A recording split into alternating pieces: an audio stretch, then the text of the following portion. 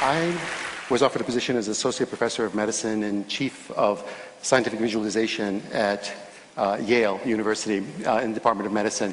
And my job was to write many of the algorithms and code for NASA to do virtual surgery in preparation for the astronauts going into deep space flight so they could be cut in robotic pods.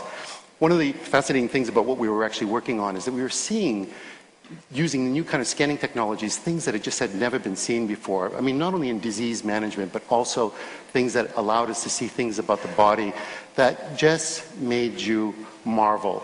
I remember one of the first times we were looking at collagen, and your entire body, everything, your hair, skin, bone, nails, everything is made of collagen. And it's a kind of a rope-like structure that twirls and swirls like this. And the only place that collagen changes its structure is in the corner of your eye. In your eye, it becomes a grid formation, and therefore it becomes transparent as opposed to opaque. So perfectly organized a structure, it was hard not to attribute divinity to it, because we kept on seeing this over and over and over again in different parts of the body. One of the opportunities I had was one person was working on a really interesting kind of micromagnetic resonance imaging machine with the NIH, and what we were going to do is scan a new project on the development of the fetus from conception to birth using these kinds of new technologies. So I wrote the algorithms and code, and he built the hardware. Paul Lauterborough then went on to win the Nobel Prize for inventing the MRI.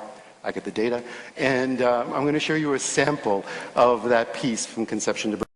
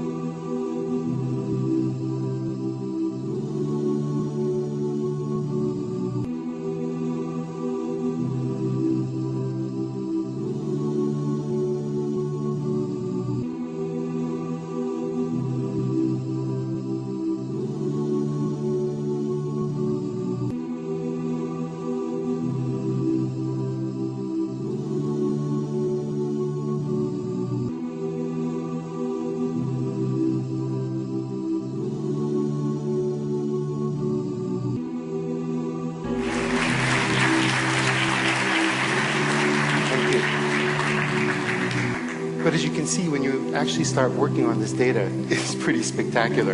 And as we kept on scanning more and more, working on this project, looking at these two simple cells that had this kind of unbelievable machinery that will become the magic of you. And as we kept on working on this data, looking at small clusters of the body, these little, pieces of tissue that were the trophoblast coming off of the blastocyst, all of a sudden burrowing itself into the side of the uterus, saying, I'm here to stay. All of a sudden having a conversation of communications of the estrogens, the progesterones, saying, I'm here to stay.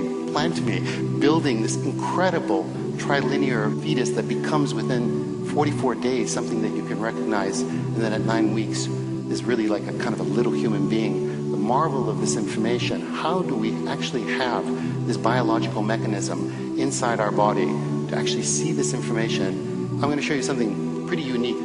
Here's a human heart at 25. It's just basically 2 strands. And like this magnificent origami, cells are developing at 1 million cells per second at 4 weeks as it's just folding on itself. Within 5 weeks, you can start to see the early atrium and the early ventricles.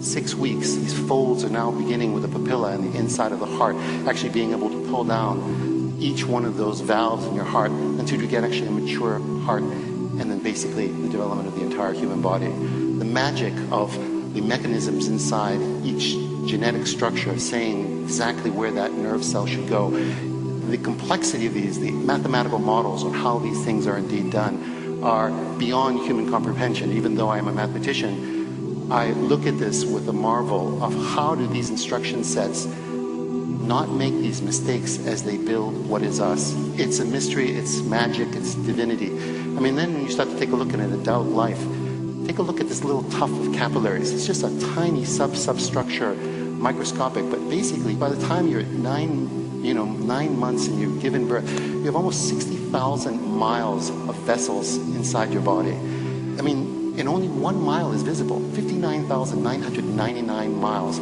that are basically bringing nutrients and taking waste away. The complexity of building that within a single system is again beyond any comprehension of any existing mathematics today.